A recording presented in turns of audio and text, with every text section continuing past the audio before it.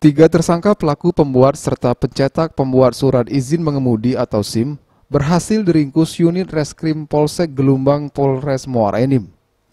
Tiga orang pelaku tersebut ditangkap menyusul adanya laporan dari masyarakat yang menjadi korban para pelaku dengan modus para pelaku mencari konsumen untuk pembuatan SIM B2. Untuk persyaratan melamar pekerjaan dengan biaya pembuatan SIM B2 per satu SIM-nya senilai 2 juta rupiah. Kapolres Muara Enim AKBP Andi Supriyadi mengatakan, setelah dilakukan pemeriksaan banyak 50 korban yang berhasil diberdaya para pelaku dan terkait apakah kasus tindak kriminal ini terdapat adanya jaringan para pelaku tersebut, kita akan lakukan pengembangan secara intensif.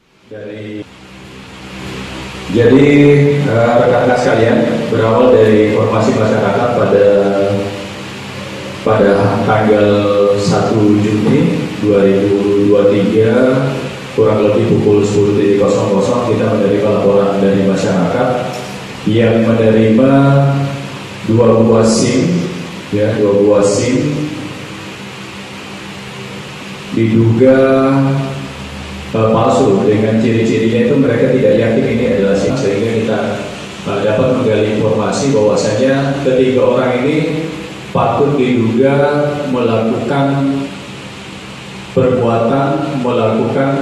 pemalsuan dokumen, yaitu berupa SIM B2 umum palsu yang memang setelah kita cek secara fisik materialnya dari informasi kita dari Satlantas Polres Muara Enim bahwasanya itu adalah material palsu. Boleh ini rekan-rekan sekalian, ini adalah material palsu yang dibeli cuma di toko buku.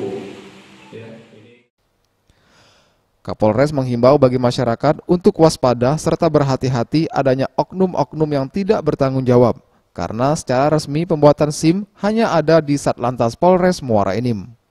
Amil Sodikin, Sriwijaya TV.